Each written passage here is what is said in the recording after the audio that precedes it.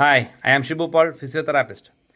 ഇന്ന് കഫക്കെട്ട് എങ്ങനെ ഇളക്കാം, ചെസ്റ്റ് ഫിസിയോതെറാപ്പിനെ കുറിച്ച് ഡിസ്കസ് ചെയ്യുന്നതായിരിക്കും.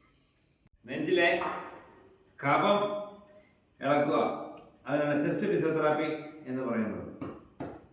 കപ്പ് ചെയ്തിട്ട്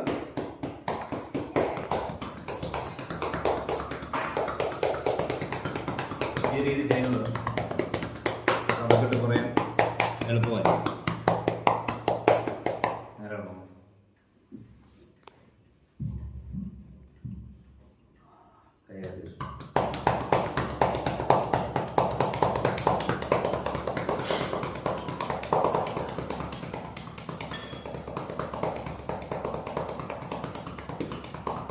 ഈ രീതി ചെയ്യുമ്പോൾ ചെസ്റ്റിൻ്റെ അപ്പർ ലെവലിലുള്ള കഫം കൂടുതൽ